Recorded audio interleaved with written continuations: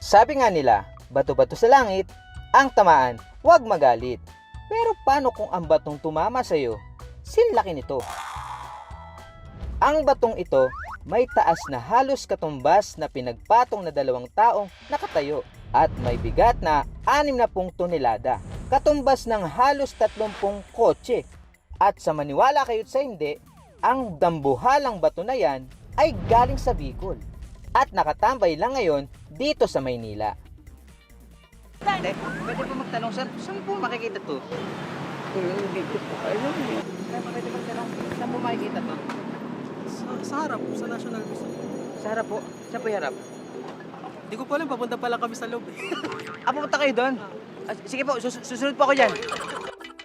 Pwede po ba magtanong, nakita niyo po ba to? Di ba? Ato. Yan. Ayun! Nakita ko na! Ang batong hinahanap ko! Eto na siya! Naku nga! Kamukhang kamuka! Bukod sa mga koleksyon na nakadisplay ngayon sa National Museum of Natural History, atraksyon din sa mga bumibisita sa museo ang higanting bato na ito. Woo! Ayun nga! Sukatin natin kung ganong kalaki yung bato na to. Wow! I wonder, paano napunta yung bato na to buhat dun sa Mayon Volcano? Trivia in Manila. Mga ka-wonder, ang batong ito, ibiniyahe pa raw mula Albay sa Bicol Region. Ibinugayan nang minsan pumutok ang Bulkang Mayon noong taong 1814. Kalaunan, dinala sa Maynila. Ayon sa geologist ng National Museum, andesite ang tawag sa klase ng batong ito. Ang andesite ay isang igneous rock na karaniwang ibinubukga ng mga bulkan dito sa Pilipinas.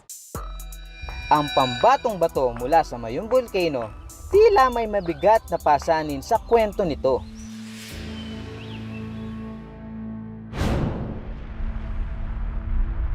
Noong 1814, ginising ng dumadagong dong na pagputok ng bulkan ang mga Bicolano. Nag-alab ang tuktok nito na sinabayan naman ng pagbuga ng apo. Bangungot para sa mga taga-Albay ang pagputok ng Bulkang Mayon na kumitil ng nasa humigit 1,200 buhay.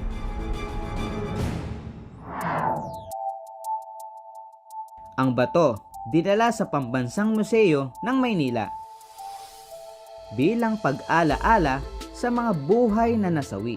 Ang mga boulders na ito ay sumisimbolo sa pagiging volcanic country ng Pilipinas. So nung ginagawa ang National Museum of Natural History na pagdesisyonan ng pamunuan ng Pambansang Museo na maglagay ng mga bato mula sa pinakamaganda, makasaysayhan at pinakaaktibong bulkan sa Pilipinas, at yun nga yung Bulkang Mayon. Mahalagang bigyan ng saysay ang kasaysayan at huwag baliwalain ang kasalukuyan. Dahil sa susunod na henerasyon, yan naman ang tatanawin na parte ng historya.